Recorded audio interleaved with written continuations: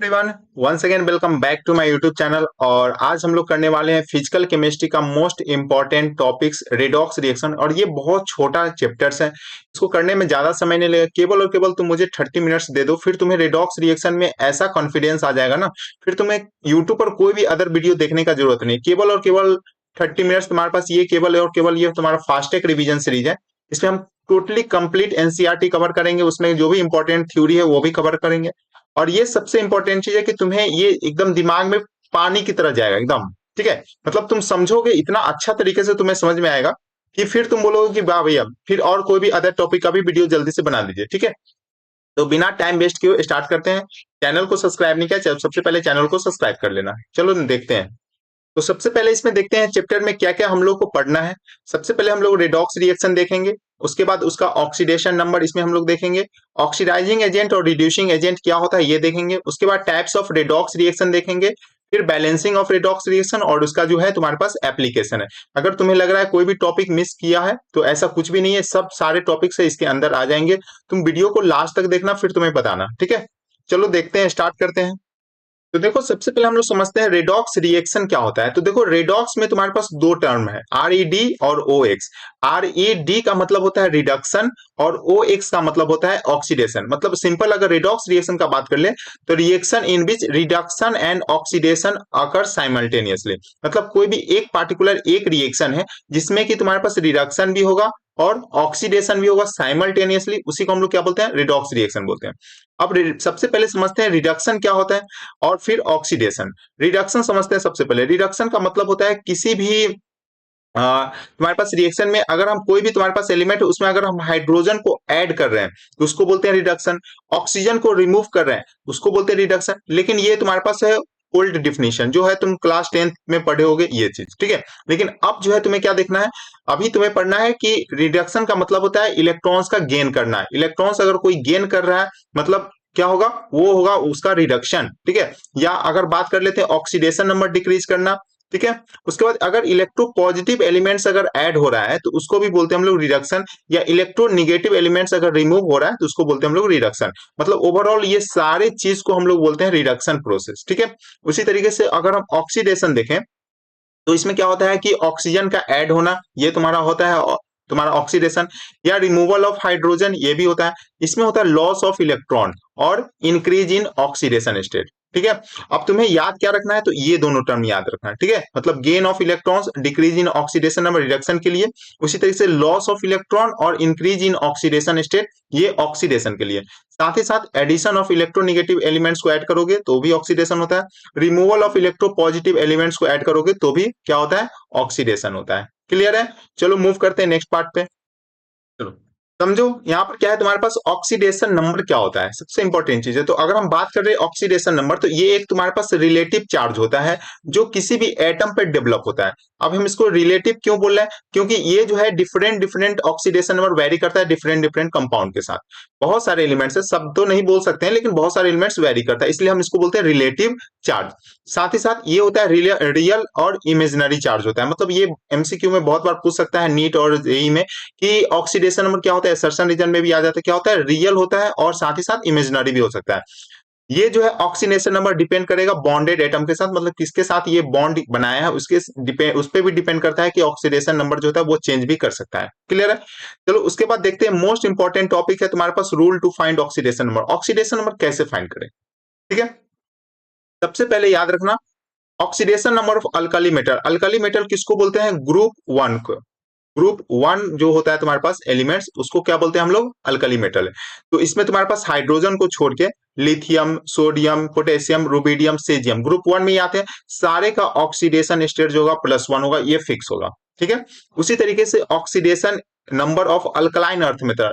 Alkaline earth metal किसको बोलते हैं, ग्रुप टू एलिमेंट्स को। ठीक है, ग्रुप नंबर 2 एलिमेंट्स को क्या बोलते हैं, अल्कलाइन अर्थ मेटल बोलते हैं। जिसमें कि beryllium, magnesium, calcium, strontium, barium, ये जो है तुम्हारे पास आता है, जिसको कि हम बोलते हैं इसका ऑक्सीडेशन नंबर क्या होता है, +2 ही होता है, ये फिक्स होता है। ठीक है, तो याद रखना ग्रुप नंबर 1 का एलिमेंट्स का ऑक्सीडेशन नंबर क्या होगा, +1। ग्रुप नंबर 2 का ऑक्सीडेशन स्टेट क्या होगा, +2 होगा। ये क्या है, फिक्स है। ठीक है, तो यहां पर देख लेते हैं सेकेंड तुम्हारे पास क्या है, हाइड्रोजन। और मेटल के साथ अगर ये होगा तो हाइड्रोजन जो होगा वो -1 ऑक्सीडेशन स्टेट शो करेगा। कैसे शो करेगा, देखो जैसे हम ले लेते हैं सोडियम हाइड्राइड, सोडियम हाइड्राइड में ये +1 होगा तो ये क्या होगा -1, तो ये तुम्हारे पास क्या है, मेटल है, तो मेटल के केस में क्या शो करेगा, -1। उसी तरीके से अगर हाइड्रोजन अगर नन मेटल के साथ है, तो हाइड्रोजन नन मेटल के साथ जैसे सपोज कर लो HCl ले लो, तो HCl के केस में तुम्हारे पास क्या हो जाएगा, क्लोरीन जो होगा वो -1 होगा, तो हाइड्रोजन क्या होगा, +1। तो नन मेटल के केस में हाइड्रोजन जो था +1 शो करता है, और मेटल अगर रहेगा उसके साथ तो -1 शो करेगा। ठीक है। नेक्स्ट, अगर हम ऑक्सीडेशन स्टेट अब किसी भी एटम का अगर स्टैंडर्ड फॉर्म में है तो वो जीरो होता है, बहुत इंपॉर्टेंट है। अगर स्टैंडर्ड फॉर्म में है तो उसका क्या हो जाएगा, जीरो। जैसे मान लो कि ऑक्सीजन ये गैसियस फॉर्म में होता है नॉर्मली रूम टेम्परेचर पे, तो इसका जो होगा O2 का ऑक्सीडेशन स्टेट क्या हो जाएगा, जीरो हो जाएगा। N2 नाइट्रोजन गैस का क्या हो जाएगा, जीरो। क्लोरीन गैस का Cl2 का क्या हो जाएगा, जीरो हो जाएगा। ठीक है। उसे हाइड्रोजन गैस का जीरो हो जाएगा, फ्लोरीन का जीरो हो जाएगा। अगर हम सोडियम का बात कर लेते तो सोडियम सॉलिड स्टेट में होता है नॉर्मली स्टैंडर्ड फॉर्म में, तो सोडियम का जीरो हो जाएगा। क्लियर है, इस तरीके से। मैग्नीशियम का बात कर ले तो ये तुम्हारे पास एलिमेंटल फॉर्म में जीरो हो जाएगा। मैग्नीशियम का अगर बोलोगे कि भैया यहाँ तो +2 है, तो ये तुम्हारे पास है, जब हम इसको किसी भी कंपाउंड के साथ फॉर्म में देखेंगे तब यहाँ पर +2 ये शो करेगा। लेकिन नॉर्मली कहीं पे अगर नॉर्मली मैग्नीशियम ऐसे लिखा हुआ है, ऐसे लिखा हुआ है, तो इसका सिंपल क्या हो जाएगा, जीरो हो जाएगा। मतलब सिंपल अगर बोल सकते हैं कि कोई भी एलिमेंट अगर स्टैंडर्ड फॉर्म में है, स्टैंडर्ड फॉर्म में क्या हो जाएगा, उसका जीरो हो जाएगा। मूव करते हैं नेक्स्ट पॉइंट पे। नेक्स्ट जो है तुम्हारे पास क्या है, ऑक्सीडेशन स्टेट ऑन आयन और चार्ज स्पेसीज। जैसे सपोज कर लो कि तुम्हारे पास Na+ अगर कहीं पे लिखा हो तो इस पे पूछेगा ऑक्सीडेशन स्टेट कितना होगा, तो +1 हो जाएगा। क्लियर है। उसी तरीके से O- लिखा हुआ है तो इस पे क्या होगा, -2 हो जाएगा। मतलब सिंपल बोलो तो जो भी तुम्हारे पास चार्ज है वही तुम्हारा क्या बनेगा, ऑक्सीडेशन नंबर बनेगा किसी भी चार्ज स्पेसीज के लिए। नेक्स्ट अगर बात कर लेते हैं पी ब्लॉक का एलिमेंट्स का जो ऑक्सीडेशन नंबर जो शो करता है वो करता है ग्रुप नंबर -18। ठीक है। टू ग्रुप नंबर -10, ये तुम्हारे पास शो करता है। जैसे हम सपोज कर लो तो ग्रुप नंबर 13 का कोई भी अगर एलिमेंट्स ले रहे हैं तो उसका ऑक्सीडेशन नंबर क्या क्या हो सकता है, तो ग्रुप नंबर 13 का जो तुम्हारे पास होगा क्या हो जाएगा, यहाँ पर पुट कर लोगे तो 13 - 18 मतलब -5, और यहाँ पर पुट करोगे तो कितना मिल जाएगा, 13 - 10 कितना मिलेगा, +3 मिलेगा। मतलब इसका जो तुम्हारे पास ऑक्सीडेशन स्टेट वेरी करेगा -5 टू +3 में वेरी करेगा। अब यहाँ पर कुछ एक्सेप्शन है जिसको याद रखना है। पीरियड 2 में जो तुम्हारे पास होता है कार्बन, नाइट्रोजन, ऑक्सीजन, इसका जो ग्रुप नंबर होता है वही इसका क्या बन जाता है, ऑक्सीडेशन नंबर हो जाता है। ठीक है। ये तुम्हारा एक एग्जांपल है। उसी तरह से ग्रुप नंबर 13 के लिए तुम फाइंड कर सकते हो, क्या करोगे यहाँ पर 14 के लिए क्या हो जाएगा, 14 - 18 हो जाएगा, तो मतलब -4, और यहाँ पर +4। इस तरीके से यहाँ पर क्या करेगा, वेरी करेगा। क्लियर है।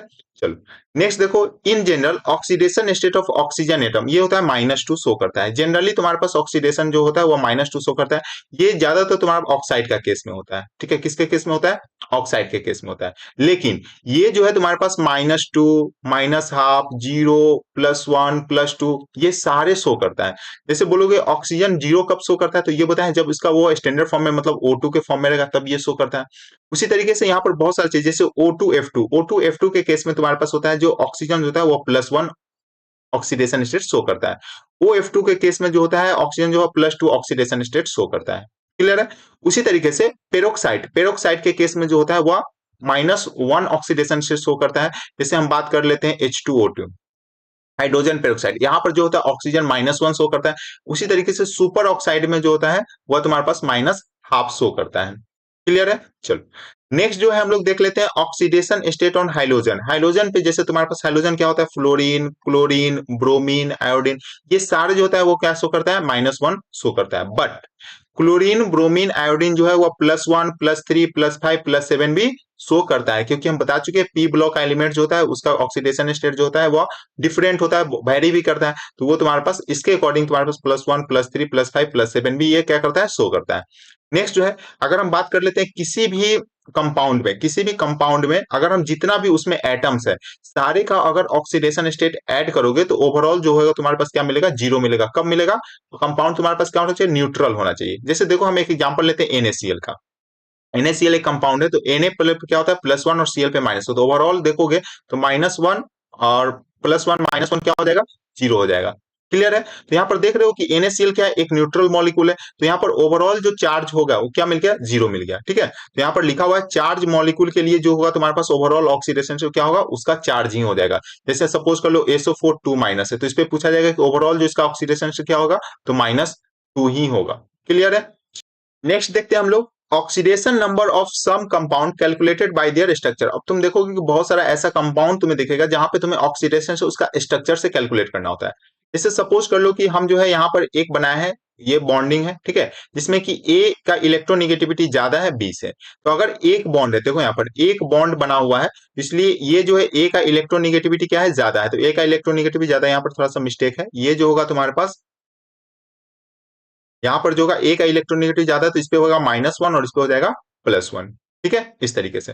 अगर डबल बॉन्ड है तो इस पे क्या हो जाएगा, ए पे हो जाएगा -2 और इस पे हो जाएगा बी पे +2। उसे ट्रिपल बॉन्ड है तो ए पे हो जाएगा -3 और बी पे हो जाएगा +3। यहाँ पर ए का इलेक्ट्रोनिगेटिविटी ज्यादा है तो माइनस चार्ज किस पे होगा, जिसका जो मोर इलेक्ट्रोनिगेटिव होता है, इस तरीके से। नेक्स्ट अगर बात कर लेते हैं कि कुछ जो तुम्हारे पास कंपाउंड है, देखोगे कि उसमें तुम कोई भी एलिमेंट्स का अगर ऑक्सीडेशन स्टेट फाइंड करोगे तो तुम्हारा फ्रैक्शन में आता है। तो इसका मतलब ये नहीं कि उस पे जो ऑक्सीडेशन स्टेट है वो फ्रैक्शन में है, मतलब वो जो है तुम्हारे पास एवरेज ऑक्सीडेशन नंबर है। ठीक है, मतलब जैसे मान लो कि 3 कार्बन है और 3 कार्बन पे तुम्हारे पास आ रहा है चार्ज, ठीक है, तो उस केस में तुम्हारे पास ओवरऑल जो है 3 कार्बन का एवरेज लिया हुआ है, इसलिए उस पे फ्रैक्शन में क्या आता है, ऑक्सीडेशन स्टेट वो शो करता है। चलो एक एग्जांपल लेते हैं, यहाँ पर सॉल्व करके देखते हैं कैसे हम लोग फाइंड करते हैं। जैसे इसमें तुम्हें क्रोमियम का फाइंड करना है। अब क्रोमियम के लिए कैसे फाइंड करोगे, तो सबसे पहले के तुम्हें पता है ऑलरेडी कि तुम्हारा ग्रुप 1 का है तो ग्रुप 1 में +1 शो करेगा, मतलब +1 इंटू कितना हो जाएगा, 2 हो जाएगा। ठीक है, क्या हो जाएगा, 2 हो जाएगा, क्योंकि पोटेशियम कितना है, 2 है। क्रोमियम का तुम्हें फाइंड करना है, क्रोमियम कितना, 2, तो यहाँ पर 2 हो जाएगा इस तरीके से। प्लस ऑक्सीजन का तुम्हें पता है ऑलरेडी -2 होता है, -2 इंटू कितना हो जाएगा, 7 हो जाएगा। और ओवरऑल अगर तुम देखोगे तो पूरे कंपाउंड पे न्यूट्रल है तो ओवरऑल क्या हो जाएगा, 0 हो जाएगा। क्लियर है, तो यहां से तुम्हारे पास क्या मिल गया बताओ, यहां से मिल गया 2 प्लस 2x माइनस 14। ठीक है, इज इक्वल टू क्या होगा, 0 हो गया इस तरीके से। यहाँ से 2x इज इक्वल टू क्या हो गया, 12 हो गया, तो x का वैल्यू क्या मिल गया, +6। मतलब यहाँ पर जो है तुम्हारे पास क्रोमियम जो है उस पर क्या, कौन सा ऑक्सीडेशन नंबर आ जाएगा, +6 आ जाएगा। उसी तरह KMnO4 का भी फाइंड करके देखते हैं। तो पोटेशियम का तुम्हें पता है ऑलरेडी +1 होता है और 1 है। मैंगनीज x प्लस ऑक्सीजन का क्या होगा, -2 into 4 is equal to overall क्या हो जाएगा, 0, क्योंकि ये न्यूट्रल मॉलिक्यूल है। तो यहां से क्या मिल जाएगा, x plus 1 minus 8 is equal to 0। तो x इज इक्वल टू क्या मिल गया, 7 मिल गया प्लस में। ठीक है, तो ये तुम्हारे पास इस तरीके से फाइंड हो जाएगा। क्लियर है। अब तुम देखोगे एनसीईआरटी में एक तुम्हारे पास है स्टॉक रिप्रेजेंटेशन। स्टॉक रिप्रेजेंटेशन कुछ नहीं होता है, एलिमेंट्स का जो ऑक्सीडेशन नंबर होता है उसको तुम्हें रोमन नंबर में रिप्रेजेंट करना होता है। ठीक है, रोमन नंबर में लिखना होता है। कोई भी तुम्हारे पास अगर कोई भी कंपाउंड है उसका अगर ऑक्सीडेशन स्टेट लिखना है तो उसका रोमन नंबर में लिखना है। ये ज्यादातर तुम्हारा जो यूज होता है वो कोऑर्डिनेशन कंपाउंड में होता है। ठीक है, कहाँ पे होता है, कोऑर्डिनेशन कंपाउंड। वहां पर जब तुम आईयूपीएक नेम और पढ़ोगे लिखना, ठीक है, तो वहां पर जो एलिमेंट्स है उसका जो ऑक्सीडेशन नंबर लिखना होता है तो वहां पे तुम्हें क्या लिखना हो, उसके साथ ही रोमन नंबर में उसका ऑक्सीडेशन नंबर को रिप्रेजेंट करना होता है। इसी को बोलते हैं स्टॉक रिप्रेजेंटेशन। क्लियर है, चलो मूव करते हैं नेक्स्ट पार्ट पे। नेक्स्ट है तुम्हारे पास oxidation number of some important compound. कुछ कंपाउंड का तुम्हें ऑक्सीडेशन नंबर फाइंड करना है। जैसे हम देखो कुछ एग्जांपल्स लिए हैं, देखो समझना। सबसे पहले हम लोग लिए हैं HCl। तो HCl में देखोगे H और Cl इस तरीके से होता है। तो क्लोरीन का क्या होता है, ये इलेक्ट्रोनिगेटिव ज्यादा है और क्लोरीन ऐसे नॉर्मली हाइड्रोजन एटम है तो क्या शो करेगा, -1। तो अगर ये -1 शो करेगा तो ये क्या शो करेगा, हाइड्रोजन +1 शो करेगा, क्योंकि ओवरऑल इस पे क्या है, 0 है। ऐसे भी करके फाइंड कर सकते हो, -1 इज इक्वल टू 0 तो x इज इक्वल टू +1। ठीक है, बहुत तरीका है। तो इस तरीके से Cl2 का बात कर लेते हैं तो Cl2 का क्या हो जाएगा, 0 हो जाएगा। मतलब यहाँ पर क्लोरीन है तो इस पे तुम्हारे पास चार्ज क्या हो जाएगा, 0 हो जाएगा। नेक्स्ट बात कर लेते हैं C3O2। ये बहुत ज्यादा इंपॉर्टेंट है, यही चीज समझाने के लिए पीछे बताए थे कि जो ऑक्सीडेशन नंबर जो होता है फ्रैक्शन में आता है ना, वो मेनली तुम्हारे पास एवरेज होता है। कैसे एवरेज होता है, देखो यहाँ पर अगर तुम नॉर्मली इसको फाइंड करोगे तो कार्बन के लिए x एज्यूम करोगे तो 3x -2 इंटू 2, ऑक्सीजन के लिए -2 होता है, -2 इंटू 2 क्या मिला, x का वैल्यू 4/3। ये फ्रैक्शन में आ रहा है कि नहीं आ रहा है। ठीक है, अब देखो ये कैसे फ्रैक्शन पे आ रहा है। अगर तुम इसका C3O2 का अगर तुम स्ट्रक्चर ड्रॉ करोगे तो तुम्हारे पास क्या मिलेगा, कार्बन 3 हो गया और ऑक्सीजन तुम्हारे पास 2 हो गया इस तरीके से। ठीक है, अब देखो यहाँ पर C डबल बॉन्ड है, डबल बॉन्ड है तो इस पे क्या हो जाएगा, माइनस आ जाएगा। ऑक्सीजन जो मोर इलेक्ट्रोनिगेटिव है उसमें माइनस आएगा तो इसमें माइनस आएगा, इसके कारण इस पे आ जाएगा +2। क्लियर, समझना अच्छे से। क्या है, ये इस पे आएगा -2, इसके कारण इस पे क्या आ जाएगा, +2 आ जाएगा। उसी तरीके से यहाँ पर देखो, यहाँ पर ऑक्सीजन पे क्या है, -2 है तो इसके कारण इस पे आ जाएगा +2। ठीक है, तो ये ऑक्सीजन कारण इस पे +2, ये कार्बन पे +2 आ गया। और ये जो कार्बन है, ये कार्बन इसका क्या हो जाएगा, ये 0 हो जाएगा। ठीक है, क्योंकि दोनों तरफ क्या है, कार्बन ही है तो 0 0 हो जाएगा। तो ओवरऑल अगर तुम देखोगे तो कार्बन पे कितना चार्ज आ रहा है, +2 0 +2। ठीक है, मतलब ओवरऑल जो है तुम्हारे पास +4 चार्ज तुम्हें शो कर रहा है कितने कार्बन पे, 3 कार्बन पे शो कर रहा है। तो एक कार्बन पे जो होगा कितना शो करेगा, +4/3 शो करेगा। और यही चीज तुम्हारे यहाँ पर मिल रहा है। मतलब हम स्टार्टिंग में बताते हैं क्या है, ये एवरेज ऑक्सीडेशन नंबर है। तुम देख सकते हो कि 3 कार्बन पे +4 शो किया है, तो एक पे कितना शो करेगा, 4/3 शो करेगा। क्लियर है। उसी तरीके से H4O6 2-, अब इस तरीके का जो भी तुम्हारे पास क्वेश्चन होगा तुम्हें स्ट्रक्चर से ही फाइंड करना पड़ेगा। ठीक है, अब देखो सबसे पहले तुम्हें क्या करना है, सल्फर जो है 4 है, सल्फर 4 बना लो। और ये तुम्हारे पास है ऑक्सीजन 6 है, ऑक्सीजन 6 है, तो सल्फर 4 है, तो कैसे करोगे, तो एक सल्फर यहाँ बनाओ और एक सल्फर का तुम्हारे पास क्या होगा, 3 ऑक्सीजन एक साइड दे दो और 3 ऑक्सीजन एक साइड, मतलब यहाँ पर सेम स्ट्रक्चर दोनों तरफ बना दो। क्लियर है। अब जैसे बनाओगे तो तुम्हारे पास क्या होगा, यहाँ पर देखो तुम्हारे पास 2 माइनस चार्ज भी दिखाना है, तो एक माइनस इधर दे दो, एक माइनस इधर दे दो। तो तुम्हारे पास ओवरऑल अगर तुम देखोगे तो सल्फर में तुम्हारे पास जो भी तुम्हारे पास ऑक्सीजन पे कोई भी चार्ज नहीं रहेगा तो डबल बॉन्ड के साथ होगा। तो सल्फर देख लो ऊपर में यहाँ पर डबल बॉन्ड है, यहाँ पर डबल बॉन्ड है, और एक ऑक्सीजन पे माइनस है तो सिंगल बॉन्ड से कनेक्ट होगा। सिमिलरली इधर भी तुम्हारे पास दो ऑक्सीजन जो होगा तुम्हारे पास क्या होगा, डबल बॉन्ड से हो गया, और एक ऑक्सीजन पे माइनस आ रहा है तो सिंगल बॉन्ड से हो जाएगा। क्लियर है। तो कितना हो गया, 3 ऑक्सीजन यहाँ पे हो गया, 3 ऑक्सीजन यहाँ पर, 6 ऑक्सीजन हो गया। सल्फर कितना हो गया, 2 सल्फर हो गया। अभी भी तुम्हारे पास 2 सल्फर बाकी है, तो उसको तुम मिडिल में रख दो। ठीक है, तो ये तो हो गया ओवरऑल स्ट्रक्चर। कैसे फाइंड करोगे सल्फर पे ऑक्सीडेशन नंबर कितना होगा, तो देखो तुम्हें क्या बताया यहाँ पर, देखो अगर ये ऑक्सीजन जो कितना बॉन्ड से कनेक्ट है, एक बॉन्ड से कनेक्ट है, इस पे क्या होगा, -1 होगा, इसके कारण इस पे क्या आ जाएगा, +1 आ जाएगा। ठीक है, अब समझना यहाँ पर ऑक्सीजन क्या है, -2 है, तो इसके कारण क्या होगा, इस पे +2 आ जाएगा, और यहाँ पे -2 इसके कारण इस पे +2 आ जाएगा। तो ओवरऑल अगर इस सल्फर पे अगर तुम देखोगे तो क्या होगा, -1 के कारण इस पे आएगा +1, एक आया +2 और एक आया +2, मतलब ओवरऑल इस पे +5 शो कर रहा है। तो इस पे भी +5 शो करेगा। सिमिलरली सेम स्ट्रक्चर इधर भी है, तो इधर भी क्या करेगा, +5 ही शो करेगा। और बीच में तुम्हारे पास क्या है, ये शेयर नहीं किया है, मतलब यहाँ पर क्या हो जाएगा, 0 और 0 हो जाएगा। तो ओवरऑल अगर तुम देखोगे यहाँ पर तो तुम्हारे पास क्या मिल जाएगा बताओ, ये जो सल्फर है, ये सल्फर पे +5 शो करा। इसी तरीके से पार्टिकुलर एलिमेंट्स का लिए तुमसे पूछ सकता है। उसी तरीके से 2 सल्फर है, इस पे क्या हो गया, 0 हो गया, और एक सल्फर पे तुम्हारे पास क्या हो गया, +5 हो गया।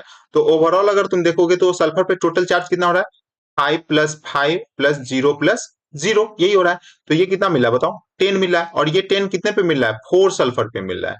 कितना पे मिल रहा है, 4 सल्फर पे मिल रहा है। तो एक सल्फर पे क्या हो जाएगा, 10/4, 10/4 का मतलब हो गया 5/2। तो ये तुम्हारा ऑक्सीडेशन स्टेट अगर तुम डायरेक्टली फाइंड करोगे तो ये तुम्हें ऑक्सीडेशन स्टेट वहां से शो करेगा। क्लियर है। चलो मूव करते हैं नेक्स्ट पार्ट पे। समझते हैं रिड्यूसिंग एजेंट क्या होता है। रिड्यूसिंग एजेंट सबसे पहले समझ लो कि ये जो है रिएक्टेंट में होगा। क्लियर है। इसमें हम लोग बात कर लेते हैं, इसको रिड्यूसिंग एजेंट को रिडक्टेंट बोलते हैं। क्या बोलते हैं, रिडक्टेंट। तो ये बस एमसीक्यू टाइप के लिए बता दिए हैं। रिडक्टेंट इसको बोलेंगे, रिड्यूसिंग एजेंट को बोलेंगे। सबसे इंपॉर्टेंट चीज है कि रिड्यूसिंग एजेंट जो होता है वो रिएक्टेंट होता है जो खुद ऑक्सीडेशन होता है, उसका खुद का ऑक्सीडेशन होता है, उसी को क्या बोलते हैं हम लोग, रिड्यूसिंग एजेंट बोलते हैं। साथ ही साथ ये जो होता है हाई इलेक्ट्रोपॉजिटिव नेचर में होता है और लोएस्ट ऑक्सीडेशन स्टेट होगा, तो इसको बोलेंगे रिड्यूसिंग एजेंट। सिमिलरली अगर हम ऑक्सीडाइजिंग एजेंट का बात करें तो इसको बोलते हैं ऑक्सीडेंट। ठीक है, ये मेन इंपॉर्टेंट है कि रिएक्टेंट जो होता है वो सेल्फ रिडक्शन में जा रहा है, उसको बोलते हैं रिड्यूसिंग एजेंट, और ये हाई इलेक्ट्रोपॉजिटिव नेचर होता है। क्लियर। साथ ही साथ हाई ऑक्सीडेशन स्टेट अगर होगा तो ये ऑक्सीडाइजिंग एजेंट होगा। जैसे एक एग्जांपल लेते हैं, यहाँ पर देखो Zn + CuSO4, ZnSO4 + Cu है। क्लियर, ये तो एक रिडॉक्स रिएक्शन है। क्योंकि रेडॉक्स क्यों कैसे है, क्योंकि यहाँ पर क्या हो रहा है, ऑक्सीडेशन भी हो रहा है और रिडक्शन भी। अब कैसे पहचानोगे ऑक्सीडेशन हो रहा है, रिडक्शन कैसे हो रहा है, देख लो यहाँ पर सबका ऑक्सीडेशन नंबर लिख लो। यहाँ पर क्या होगा, 0 हो जाएगा। ठीक है, यहाँ पर देखोगे तो SO4 पे -2 होता है, इसके कारण Cu पे +2 हो जाएगा। उसी से ZnSO4 में यहाँ पर -2 होता है, इसके कारण इस पे +2 हो जाएगा, और कॉपर नॉर्मल स्टैंडर्ड फॉर्म में तो 0 हो जाएगा। क्या बताया है, अगर हम ऑक्सीडेशन का टर्म में बताए तो बताते हैं कि increase in oxidation number. Oxidation number देखो जेडन का 0 से क्या हो रहा है, यहाँ पर +2 में जा रहा है, तो यहाँ पर ऑक्सीडेशन नंबर इंक्रीज कर रहा है, तो इसलिए क्या होगा, ऑक्सीडेशन होगा। कॉपर का देखोगे तो +2 से क्या जा रहा है, 0 पे जा रहा है, तो यहाँ पर क्या हो रहा है, डिक्रीज इन ऑक्सीडेशन नंबर, ये क्या होगा, रिडक्शन होगा। ये सबसे स्टार्टिंग में बताए थे, यही इंपॉर्टेंट है। क्लियर है। अब समझना, अगर तुम बोलोगे तो जेडन का क्या हो रहा है, ऑक्सीडेशन हो रहा है। जेडन का क्या हो रहा है, ऑक्सीडेशन हो रहा है। और जिसका ऑक्सीडेशन होता है, सेल्फ ऑक्सीडेशन होता है, वो क्या बनता है, रिड्यूसिंग एजेंट बनता है। तो इसलिए जेडन क्या होगा, रिड्यूसिंग एजेंट होगा। अगर हम बात कर लेते हैं CuSO4 का, तो CuSO4 का देखोगे तो Cu से क्या, Cu2+ से क्या बन रहा है, Cu बन रहा है। तो यहाँ पर डिक्रीज इन ऑक्सीडेशन नंबर हो रहा है, तो डिक्रीज इन ऑक्सीडेशन नंबर क्या कहलाता है, रिडक्शन कहलाता है।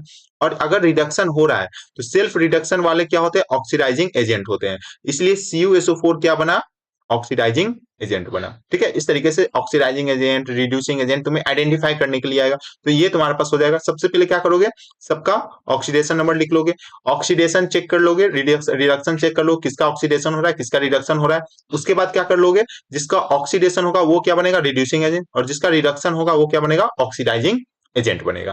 क्लियर है? चलो नेक्स्ट देखते हैं एप्लीकेशन ऑफ ऑक्सीडेशन नंबर का क्या एप्लीकेशन। तो सबसे पहले ऑक्सीडेशन नंबर अगर तुम्हारा किसी भी एलिमेंट्स का अगर इंक्रीज कर रहा है, इसका मतलब उसका जो एसिडिक स्ट्रेंथ है वो इंक्रीज कर रहा है। अगर किसी का एसिडिक स्ट्रेंथ अगर इंक्रीज करेगा तो बेसिक स्ट्रेंथ क्या करेगा, डिक्रीज करेगा। मतलब ऑक्सीडेशन नंबर जो है वो इनवर्सली प्रोपोर्शन किसका होगा, स्ट्रेंथ ऑफ बेसिक होगा। ठीक है, तो इस तरीके से तुम एसिडिक स्ट्रेंथ, बेसिक स्ट्रेंथ भी बता सकते हो। नेक्स्ट जो है तुम्हारे पास है इक्विवेलेंट मास, में तुम्हें इसका ज्यादा यूज होता है। इक्विवेलेंस मास होता क्या है, तो इक्विवेलेंट मास जो होता है किसी भी एलिमेंट्स का जो होता है molar mass divided by n factor जो होता है उसका बनता है इक्विवेलेंट मास। अब बोलोगे भैया एन फैक्टर क्या होता है, तो एन फैक्टर कुछ नहीं होता है, जो इलेक्ट्रॉन्स किसी भी एलिमेंट्स गेन किया है या लूज किया है उसी को बोलते हैं हम लोग एन फैक्टर। मतलब अगर ऑक्सीडाइजिंग एजेंट के केस में बोले तो नंबर ऑफ इलेक्ट्रॉन्स गेन करेगा तो वो तुम्हारा एन फैक्टर बनेगा। रिड्यूसिंग एजेंट के टर्म में अगर बोले तो जो electron number of electrons loose किया है वो क्या बनेगा, एन फैक्टर उतना ही होगा। तो ये था तुम्हारे पास एप्लीकेशन, इसको बस थ्योरेटिकल के लिए इसे बस याद रखो।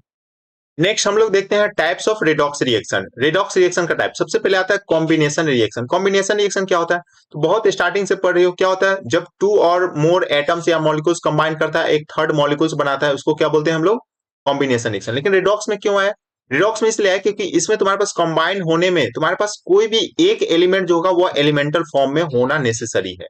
ये इंपॉर्टेंट है। जैसे देखो कार्बन प्लस O2 CO2 बना रहा है, यहाँ पर कार्बन जो है ये तुम्हारे पास क्या मिला, एलिमेंटल फॉर्म में है। ऑक्सीजन जो है ये तुम्हारे पास क्या एलिमेंटल फॉर्म में है, तो तुम्हारे पास एटलीस्ट वन होना चाहिए। ठीक है, तो इसको क्या बोलेंगे, कॉम्बिनेशन रिएक्शन बोलेंगे। ये रेडॉक्स रिएक्शन का टाइप के अंडर में है। ठीक है, नेक्स्ट अगर डिकम्पोजिशन रिएक्शन में बात कर लेते तो तुम्हें पता है ऑलरेडी क्या होता है, कंपाउंड्स का जो ब्रेकडाउन होता है, मतलब कि वो ब्रेक कर जाता है टू और मोर कंपोनेंट में, उसको बोलते हैं हम लोग डिकम्पोजिशन रिएक्शन। लेकिन इसमें भी तुम्हारे पास क्या होना है, एटलीस्ट वन जो एलिमेंट्स है वो तुम्हारे पास एलिमेंट वो एलिमेंटल फॉर्म में होना चाहिए। जैसे H2O, अगर तुम इसको ब्रेक करोगे तो क्या मिला, H2 + O2 मिला है। तो देखो हाइड्रोजन जो है यहाँ पर क्या है, एलिमेंटल फॉर्म में है। क्लियर है, तो इसको बोलते हैं हम लोग डिकम्पोजिशन रिएक्शन। नेक्स्ट है डिस्प्लेसमेंट। ऑलरेडी पता है कि एटम्स या आयंस जो होता है किसी भी कंपाउंड में वो रिप्लेस किया जाता है दूसरे एटम से, तो उसको बोलते हैं हम लोग डिस्प्लेसमेंट रिएक्शन। जैसे Zn + CuSO4 Cu + ZnSO4, तो देख सकते हो कि यहाँ पर जो Zn है, Zn क्या किया, Cu को डिस्प्लेस कर दिया है यहाँ से और खुद वहां पर जाकर अटैच हो गया। तो यहाँ पर तुम्हारे पास ये बनेगा डिस्प्लेसमेंट। यहाँ पर देखो कॉपर जो है क्या है, एलिमेंटल फॉर्म में है। इस तरीके से क्लियर है। नेक्स्ट है तुम्हारे पास डिसप्रोपोर्शनेशन रिएक्शन। इसमें क्या होता है कि सिंगल स्पेसिस, कोई भी एक सिंगल स्पेसिस जो होता है वो खुद ऑक्सीडाइज भी होता है और रिड्यूस भी होता है साइमल्टेनियसली, इसको बोलते हैं हम लोग। क्लियर है, जैसे देखो यहाँ पर ये क्लोरीन है और 2OH के साथ है, तो तुम्हारे पास ओवरऑल ये जो है ये रिएक्शन लिखा हुआ है। क्लियर है, अब तुम देखोगे यहाँ पर तो क्लोरीन यहाँ पर इसका ऑक्सीडेशन नंबर क्या होगा, 0, एलिमेंटल फॉर्म में है तो 0 हो जाएगा यहाँ पर। ठीक है, अब देखो यहाँ पर ClO- में अगर तुम फाइंड करोगे तो +1 शो करेगा और यहाँ पर Cl पे -1 शो करेगा। ठीक है, अगर ये Cl2 रहता है तब 0 शो करता है, कंफ्यूज नहीं होना, Cl2 रहेगा तब 0 शो करेगा। यहाँ पर Cl है -1 शो करेगा। अब तुम देखो यहाँ पर क्लोरीन सेम एलिमेंट्स है, ये क्या हो रहा है, +1 शो कर रहा है, 0 से +1 शो कर रहा है। इंक्रीज इन ऑक्सीडेशन में क्या हो रहा है, ऑक्सीडेशन हो रहा है कि नहीं हो रहा है, तो क्लोरीन का ऑक्सीडेशन हो रहा है। और उसी रिएक्शन में जो यहाँ पर देखो यहाँ पर क्या मिला है, ऑक्सीजन से यहाँ पर देखो सॉरी ये 0 से क्या कर रहा है, -1 शो कर रहा है। क्लियर है, तो देखो 0 से -1 मतलब ऑक्सीडेशन नंबर डिक्रीज कर रहा है तो रिडक्शन हो रहा है, मतलब कि Cl2 का क्लोरीन का ऑक्सीडेशन भी हो रहा है और रिडक्शन भी हो रहा है। तो सेम स्पेसिस का अगर ऑक्सीडेशन भी होगा रिडक्शन भी होगा, उसको क्या बोलेंगे, डिसप्रोपोर्शनेशन रिएक्शन बोलेंगे। एक और एग्जांपल ले लेते हैं, जैसे H2O2 यहाँ पर देखो, यहाँ पर देखोगे तो हाइड्रोजन का क्या होगा, -1 और ऑक्सीजन का होगा प्लस, यहाँ पर क्या हो जाएगा, +1 होगा हाइड्रोजन का। ठीक है, हाइड्रोजन का क्या हो जाएगा यहाँ पर, +1 हो जाएगा और ऑक्सीजन का क्या होगा, -1 पेरोक्साइड के केस में होता है। ठीक है, तुम देखोगे यहाँ से तो क्या शो कर रहा है, यहाँ से देखोगे तो -1 से -2 शो कर रहा है, -1 से -2 शो कर रहा है। तो यहाँ पर क्या हो रहा है, डिक्रीज हो रहा है, तो क्या हो रहा है, रिडक्शन हो रहा है। लेकिन यही -1 से यहाँ पर देखोगे तो 0 शो कर रहा है, तो यहाँ पर क्या हो रहा है, ऑक्सीडेशन हो रहा है, क्योंकि इंक्रीज इन ऑक्सीडेशन। तो यहाँ पर सेम एलिमेंट्स का क्या हो रहा है, ऑक्सीडेशन हो रहा है और सेम एलिमेंट्स का रिडक्शन भी होगा। तो ये ओवरऑल इसी को बोलते हैं डिसप्रोपोर्शनेशन रिएक्शन। क्लियर है। नेक्स्ट जो है तुम्हारे पास है बैलेंसिंग ऑफ रेडॉक्स रिएक्शन। अब रेडॉक्स रिएक्शन कैसे बैलेंस करेंगे ये बहुत ज्यादा इंपॉर्टेंट है, एमसीक्यू में नीट और जेई तो पूछता है, साथ ही साथ बोर्ड में भी तुम्हारे पास रिएक्शन दिया हो उसको बैलेंस करने के लिए आता है। तो कैसे बैलेंस करोगे, तो सबसे फर्स्ट मेथड इसको बोलते हैं ऑक्सीडेशन नंबर मेथड। ये तुम्हारे पास अगर कोई भी रिएक्शन एसिडिक बेसिक सब में दिया हुआ है तो ये मेथड तुम यूज कर सकते हो। जैसे तुम्हारे पास एक एग्जाम्पल ये तुम्हारे पास है, इसको हम लोग को क्या करना है, बैलेंस करना है। कैसे करते हैं, स्टेप बाय स्टेप समझना। सबसे पहले ये रिएक्शन का जो भी तुम्हारे पास ऑक्सीडेशन स्टेट है वो लिख लो, सारे एलिमेंट्स का लिख लो। क्लियर है। तो जैसे तुम यहाँ पर देखो क्रोमियम का +6 है, यहाँ पर सल्फर का +4 हो गया, यहाँ पर क्रोमियम +3 हो गया, और यहाँ पर जो सल्फर है वो +6 में है। इस तरीके से ऑक्सीजन का तुम्हें ऑलरेडी पता है -2 होता है। क्लियर है। क्या करना है यहाँ पर सेकेंड स्टेप में तुम्हें करना है, बैलेंस करना है जितने भी एटम है एक्सेप्ट हाइड्रोजन और ऑक्सीजन। ऑक्सीजन और हाइड्रोजन को छोड़ के जितना भी एटम है सबको पहले बैलेंस कर दो। तो ऑक्सीजन और हाइड्रोजन को छोड़कर अगर तुम देखोगे यहाँ पर क्रोमियम कितना है, 2। तो यहाँ पर 2 यूज कर लो क्रोमियम के लिए। उसके बाद अगर यहाँ पर सल्फर देखो, सल्फर 1 है, यहाँ पर भी सल्फर क्या है, 1 है। बाकी बात हाइड्रोजन और ऑक्सीजन अगर है तो उसको बैलेंस नहीं करना है। क्लियर है ये चीज। अब देखो यहाँ पर जैसे ही तुम बैलेंस करोगे तो यहाँ से तुम्हें क्या पता चलेगा, देखो यहाँ पर ये जो क्रोमियम क्रोमियम यहाँ पर +6 है, यहाँ पर क्रोमियम +3 है, तो यहाँ पर कितना का चेंज हो रहा है, 3 का चेंज हो रहा है, डिक्रीज कर रहा है ना। तो डिक्रीज कर रहा है तो 3 का चेंज हो रहा है, इलेक्ट्रॉन्स +6 से +3 पे जा रहा है, तो कितना का चेंज हो रहा है, 3 इलेक्ट्रॉन्स का चेंज हो रहा है। और साथ ही साथ क्रोमियम है कितना, 2 है। देख लो कितना एटम है क्रोमियम का, 2 है। तो इसको 2 से मल्टीप्लाई कर दो तो टोटल तुम्हारे पास 6 इलेक्ट्रॉन का चेंज हो रहा है। क्लियर है। उसी तरीके से अगर हम यहाँ पर बात कर लेते हैं तो देखो यहाँ पर सल्फर सल्फर केस में ये देखो +4 शो कर रहा है, यहाँ पर +6 शो कर रहा है, तो कितना इलेक्ट्रॉन का चेंज हो रहा है, 2 का चेंज हो रहा है। साथ ही साथ नंबर ऑफ एटम कितना है, 1 है, तो 2 इंटू 1 की हो तो कितना मिला, 2 मिला। ठीक है। अब ये जो है 6 है और यहाँ पर 2 है, तो इसी को तुम्हें बैलेंस कर लेना है। तो ओवरऑल बैलेंस करने के लिए ये इसको तुम्हें +3 से क्या करना पड़ेगा, मल्टीप्लाई करना पड़ेगा। तभी तो इलेक्ट्रॉन जो इंटरचेंज हो रहा है वो क्या हो जाएगा, सेम हो जाएगा। तो +3 से मल्टीप्लाई करने का मतलब ये जो पार्टिकुलर जो रिएक्शन है ना इसी को तुम्हें मल्टीप्लाई करना है, पूरा कोड नहीं कर लेना। तो केवल और केवल ये और ये इससे बना है जो ये, इसी दोनों को 3 से मल्टीप्लाई कर देना है। क्लियर है। तो तुम्हारे पास क्या मिलेगा, देखो Cr2O7 2 माइनस, और ये 3 से मल्टीप्लाई होगा तो 3SO4 SO3 2 माइनस बन गया। 2Cr3 प्लस था पहले से और 3SO4 2 माइनस बन गया। क्लियर है। अब तुम्हें क्या करना है, यहाँ पर ऑक्सीजन को देखना है। ऑक्सीजन को देखोगे तो यहाँ पर ऑक्सीजन कितना है ओवरऑल, यहाँ पर 7 है और यहाँ पर 9 है, 3 इंटू 3 9 हो गया। तो कितना मिला, इधर 16 ऑक्सीजन मिला, और इधर कितना मिलेगा, यहाँ पर 3 इंटू 4 12 मिला। तो ऑक्सीजन को अब तुम्हें बैलेंस करना है। ऑक्सीजन को बैलेंस करने के लिए तुम्हें H2O ऐड करना है। क्या ऐड करना है, H2O। और H2O में तुम्हें पता है कि एक H2O में एक ही ऑक्सीजन होता है, मतलब कि जितना ऑक्सीजन का तुम्हें नीड है उतना H2O तुम्हें क्या कर देना है, ऐड कर देना है। अब देख लो इधर तुम्हारे पास 16, इधर है 12, तो मतलब इस साइड अगर तुम्हारे 4 ऑक्सीजन का नीड है तो 4H2O इस साइड ऐड कर दो। तो तुम्हारे पास क्या हो जाएगा, 4H2O ऐड करोगे। अब जैसे ही H2O ऐड करोगे तो वहां पर तुम्हारे पास क्या हो जाएगा कि हाइड्रोजन भी आ जाएगा। तो हाइड्रोजन कितना मिला, 8 हाइड्रोजन मिला। तो उसको लेफ्ट साइड में लिख दो, 8 H+ के फॉर्म में लिखो। एसिडिक मीडियम में क्या हो जाएगा, H+ के फॉर्म में होगा। तो ओवरऑल जो होगा इस तरीके से तुम्हारे पास देखोगे तो सारे चार्ज एटम सब जो है क्या हो गया, बैलेंस हो गया। क्लियर है। तुम देख सकते हो क्रोमियम कितना है, यहाँ पर 2 है, क्रोमियम इधर देख लो 2 हो गया। ऑक्सीजन देख लो इधर कितना हो गया तुम्हारे पास, इधर तुम्हारा 7 और इधर हो गया 9 16 हो गया। इधर देख लो तुम्हारे पास 12 और 4 16 हो गया। ठीक है। उसके बाद सल्फर देख लो, सल्फर ऑलरेडी 3 3 है, बैलेंस है। हाइड्रोजन देखोगे तो इधर 8 है और इधर भी तुम्हारे पास 8 है। तो ओवरऑल इस तरीके से क्या हो गया, बैलेंस हो गया। क्लियर है। चलो मूव करते हैं नेक्स्ट मेथड पे। नेक्स्ट जो मेथड है तुम्हारे पास है हाफ रिएक्शन मेथड, जिसको हम लोग आयन इलेक्ट्रॉन्स मेथड भी बोलते हैं। इसमें तुम्हारे पास क्या है, जैसे तुम्हारे पास जो एक तुम्हारे पास रिएक्शन गिवन है, उस रिएक्शन में सबसे पहले क्या करोगे, सबका ऑक्सीडेशन स्टेट लिख लोगे। ठीक है। जैसे यहाँ पर Fe है तो Fe2+ है, तो ऑलरेडी पता है चार्ज स्पीसीज का जो चार्ज होता है वही होता है, तो +2। इसी तरीके से क्रोमियम का यहाँ पर लिखोगे तो +6 होगा, फाइंड करोगे तो +6 मिल जाएगा। Fe का +3 और यहाँ पर हो जाएगा Cr का 3+ है तो +3। ठीक है। अब यहाँ पर सबसे पहले तुम्हें आइडेंटिफाई करना है कि ऑक्सीडेशन किसका हो रहा है, रिडक्शन किसका हो रहा है। तुम देखोगे तो +2 से +3 में कन्वर्ट हो रहा है, मतलब ऑक्सीडेशन हो रहा है, increase in oxidation number, oxidation होगा। और यहाँ पर क्रोमियम +6 से क्या हो रहा है, +3 में जा रहा है, तो ये रिडक्शन हो रहा है। अब इसी दोनों को क्या कर लेना है, सेपरेट कर लेना है। तो सबसे पहले हम लोग देखते हैं ऑक्सीडेशन हाफ रिएक्शन। तो ऑक्सीडेशन किसके किसके बीच में हो रहा है, Fe2+ और Fe3+। तो सबसे पहले इसको तुम्हें क्या कर लेना है, बैलेंस करना है। तो Fe2+ से Fe3+ में एटम को बैलेंस करो, तो एटम तो Fe एक है, यहाँ पे एक है, तो एटम बैलेंस। उसके बाद क्या करना है, चार्ज को बैलेंस करना है। तो चार्ज को बैलेंस करोगे तो क्या मिल जाएगा, देखो यहाँ पर +2 से +3 में जा रहा है, तो ओवरऑल इधर तुम्हारे पास +3 चार्ज है, इधर +2 चार्ज है। तो इलेक्ट्रॉन्स को ऐड करना है, क्योंकि हम लोग क्या पढ़ रहे हैं, आयन इलेक्ट्रॉन्स पढ़ रहे हैं। तो इलेक्ट्रॉन्स चार्ज को घटाता है, तो किधर ऐड करना पड़ेगा, तो +3 वाले की तरफ ऐड करेंगे, तभी तो ओवरऑल मेंटेन कर जाएगा। तो +1 इलेक्ट्रॉन्स इधर क्या कर दिए हम लोग, ऐड कर दिए। क्लियर है। चलो उसी तरीके से हम लोग देखेंगे रिडक्शन हाफ मेथड। रिडक्शन वाले स्पीसीज को ले लेते हैं Cr2O7 2 और Cr3 प्लस। यहाँ पर तुम्हारे पास क्या होगा, जैसे ही इसको लिखोगे तो सबसे पहले यहाँ पर तुम्हारे पास क्या हो जाएगा, क्रोमियम एटम को बैलेंस करना है अदर देन इसको, ऑक्सीजन को। यहाँ पर तुम्हारे पास क्या होता है, क्रोमियम 2 है तो इधर तुम 2 लगा दियो तो 2Cr3 प्लस हो गया। अब देखो ऑक्सीजन को बैलेंस करने के लिए क्या बताया, H2 ऐड करना, तो 7 ऑक्सीजन है तो 7H2 ऐड कर दिया। अब H2 ऐड करोगे तो हाइड्रोजन तो एक्स्ट्रा आएगा, तो हाइड्रोजन के लिए क्या करोगे, H प्लस लोगे, तो कितना H प्लस आ जाएगा, तो 14 हाइड्रोजन तो 14H प्लस लिख दिया। तो ये था ओवरऑल तुम्हारे पास एटम बैलेंस हो गया। अब चार्ज बैलेंस करो, तो चार्ज देखोगे तो ओवरऑल Cr2O7 में कितना चार्ज है, -2, और H प्लस कितना है 14, तो -2 और +14 मतलब ओवरऑल इधर +12 चार्ज। इधर क्या है +12, और इधर तुम देखोगे तो इस पे तो कोई चार्ज ही नहीं है, लेकिन यहाँ पर तुम्हारे पास क्या है, चार्ज है, कितना है +6 है। तो इधर +12 है, इधर +6 है, तो इधर तुम्हें 6 इलेक्ट्रॉन क्या करना पड़ेगा, ऐड करना पड़ेगा, तो ये तुम्हारे पास हो जाएगा। क्लियर है। तो इस तरीके से तुम्हारे पास हो जाएगा ये ओवरऑल। अब तुम देखोगे तो यहाँ पर तुम्हें क्या करना पड़ेगा, इलेक्ट्रॉन्स को तुम्हें कैंसिल आउट करना है। इधर तुम्हारे पास 1 इलेक्ट्रॉन से इधर 6 इलेक्ट्रॉन, तो ओवरऑल इसको तुम क्या कर दोगे, 6 से मल्टीप्लाई कर दोगे। किससे मल्टीप्लाई कर दोगे, 6 से मल्टीप्लाई करोगे। अब 6 से जैसे ही मल्टीप्लाई करोगे तो ये तुम्हारा बन जाएगा 6Fe2 प्लस 6Fe3 प्लस और 6 इलेक्ट्रॉन। तो ये इलेक्ट्रॉन्स और ये इलेक्ट्रॉन्स कैंसिल आउट हो जाएगा। तो अब जो तुम्हारे पास मिलेगा वो रिएक्टेंट को एक साथ ऐड कर लो और प्रोडक्ट को एक साथ ऐड करो। तो रिएक्टेंट में क्या है, तो ये तुम्हारे पास है रिएक्टेंट और ये रिएक्टेंट, तो एक साथ लिख लो। तो देख लो 6Fe3 plus Cr2O7 2 14H plus, और प्रोडक्ट में Fe2 प्लस और ये तुम्हारे पास 2 है, तो 2Cr3 प्लस 6Fe3 प्लस और H2O।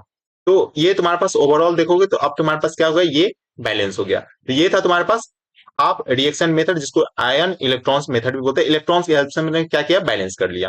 क्लियर है। चलो मूव करते हैं लास्ट पार्ट पे। तो लास्ट है तुम्हारे पास एप्लीकेशन ऑफ रेडॉक्स रिएक्शन, देख लेते हैं। तो इसमें सबसे पहले जो एप्लीकेशन हम लोग यूज करते हैं, नंबर ऑफ इक्विवेलेंट फाइंड करने के लिए। इक्विवेलेंट फाइंड करने के लिए तुम्हारे पास होता है number of mole into n factor. Number of mole को अगर हम मोलैरिटी के टर्म में लिखे तो हम लोग पढ़े हैं molarity, molarity is equal to क्या पढ़े हैं, नंबर ऑफ मोल पर डिवाइडेड बाय वॉल्यूम। तो इसको अगर मल्टीप्लाई करोगे तो नंबर ऑफ मोल क्या होगा, molarity into volume into n factor, और मोलैरिटी इंटू एन फैक्टर जो होता है वही नॉर्मेलिटी होता है।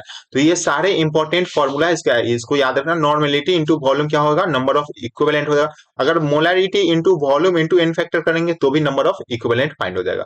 सेकेंड, इसका टाइटरेशन में हम लोग बहुत ज्यादा यूज करते हैं रेडॉक्स रिएक्शन का। थर्ड जो है इलेक्ट्रोड प्रोसेस। इलेक्ट्रोड प्रोसेस का जैसे हम एक एग्जांपल लेते हैं डैनियल सेल। अब डैनियल सेल में तुम्हारे पास जो होता है वो तुम्हारे पास ऑक्सीडेशन और रिडक्शन दोनों होता है वहां पे।